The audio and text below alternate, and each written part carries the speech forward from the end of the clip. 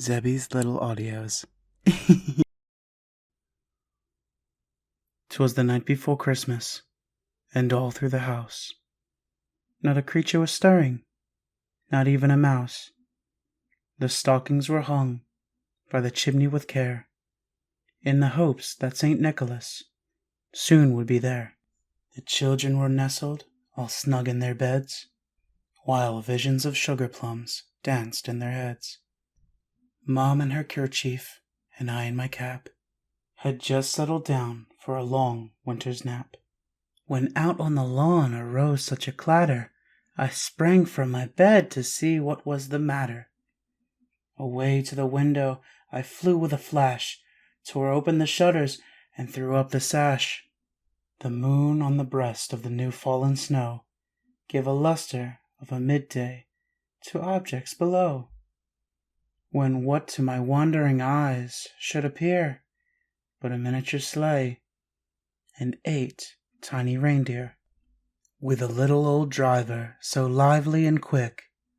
Well, I knew in a moment it must be St. Nick.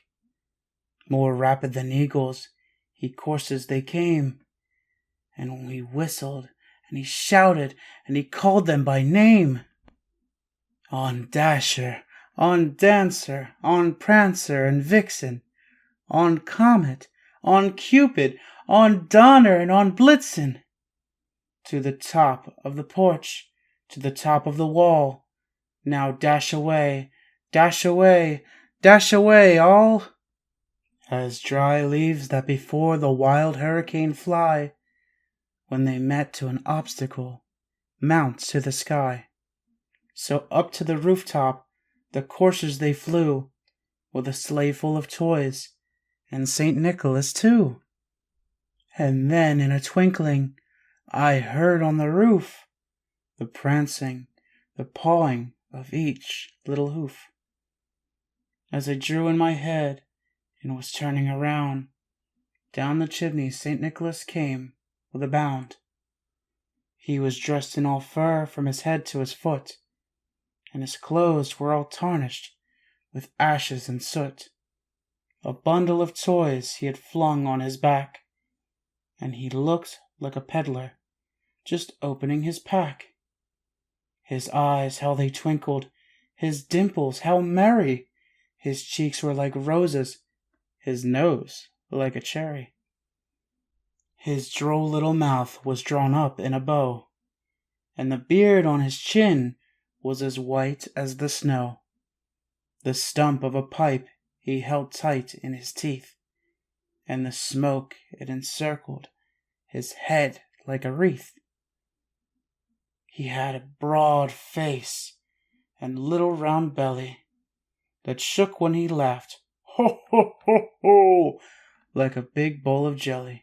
Ho, ho, ho! He was chubby and plump, a right jolly old elf, and I laughed when I saw him, in spite of myself. A wink of his eye and a twist of his head soon gave me to know I had nothing to dread.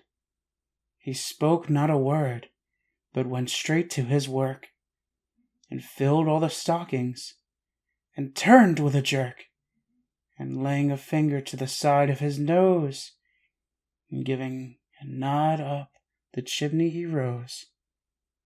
He sprang to his sleigh, and to his team gave a whistle, and away all they flew, like the down of a thistle. But I heard him exclaim, as he drove out of sight, Merry Christmas to all, and to all a good night.